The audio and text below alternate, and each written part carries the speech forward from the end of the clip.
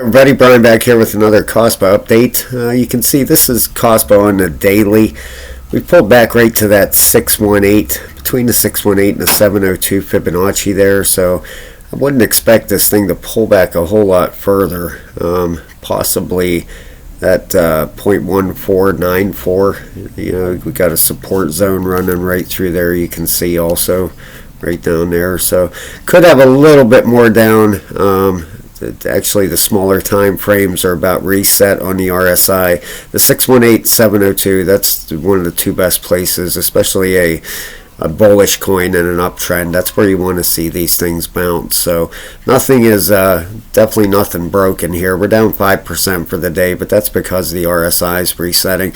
We're going to go over them RSIs here in a second. I want to show you Bitcoin here and a couple other things going on that is tying into the crypto market, where you can see Bitcoin in this falling wedge right here. All right, I want to show you the RSIs on it. That's the daily for Bitcoin. You can see the daily is getting to the top on this thing. The weekly is actually turned up, so you can see Bitcoin could possibly be on the verge of a breakout here. So that weekly is bullish. It's a 28.67 and a 28.08 down there.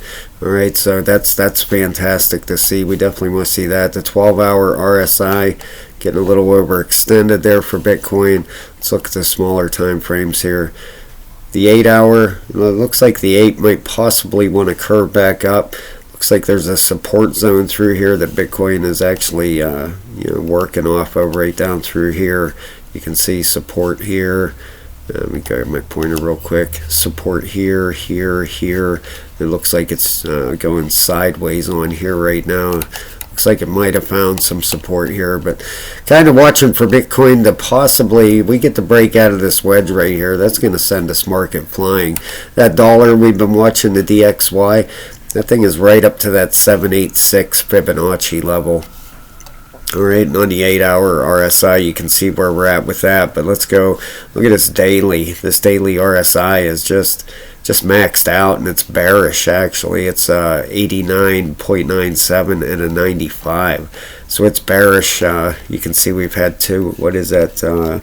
1, 2, 3 red candles on the daily in a row now, so might have ran out of steam up here. Hit that 786, that red line right there. That's the last Fibonacci level.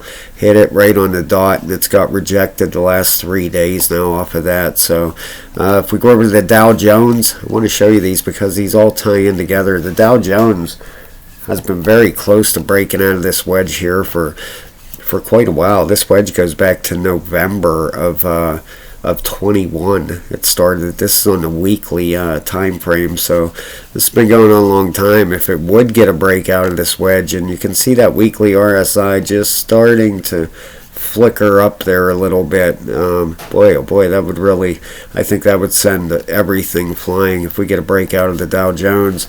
The daily on the Dow Jones is at the bottom and heading up, so that's good to see. The S&P 500, same story here. This thing here, we're going to move out on the weekly on the S&P because it has a long trend line way down here at the bottom. This thing's been going on for, oh boy, long time. It goes back, what is the date on this?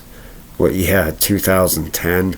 This thing, actually 2009, this trend line started. All right, it's nowhere close to this trend line, but I want to see it take out this high right over here, so this thing doesn't end up looking like a big ABC and coming back down there.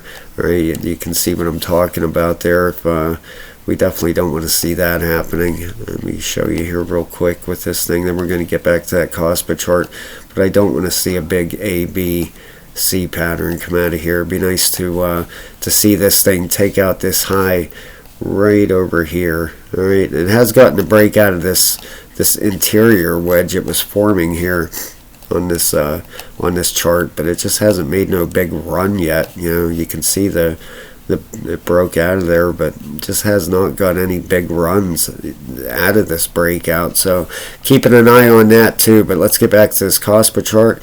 You can see on the weekly we have flipped to bullish, 1.05 and a 0.7.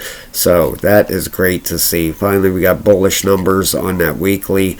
Let's go back to the other charts. What I wanted, we still have that falling wedge going here, guys. Be nice to see the breakout of that. That's for sure, and I'm sure we're gonna get it. It's just a matter of some of these RSIs resetting. And like I said, we're back to that 618 pullback, which is a perfect area for this thing to perfect area for it to bounce from. Now if we go to these lower time frame RSIs on here, I want to show you these because the 8-hour is actually down at the bottom and reset. You can see that. Well, it's a 704 and a 13. It'll be reset here. Let's see, 12. Looks like midnight tonight. I'm doing this at 6:30 Eastern Standard Time in the U.S. But we have a green 8-hour candle started on here. All right, the 4-hour is reset down at the bottom. It is at let's see here. It's at a 5.2 and a 2.9, so it's bullish. What we ended up doing in here, we zoom out here a second. We ended up doing a big. We did an ABC in here, right here. As soon as we came up here, we did a A, B, C correction, and I'll show you here. It was a let's zoom out to the 8. Ended up being a 1 for 1 on the when you measure this out. Let's get this off here a second. Take the Fibonacci from the top down to there. You can see it ended up being the A and the C leg. Just about, it stretched just a hair over, but it just ended up being a little bit longer. So I believe this correction is definitely about over for this thing. Expecting to see some upside here real soon out of Kaspa. So hopefully that bottom was in there. Like I said, if not, this let's put this fib back up here real quick.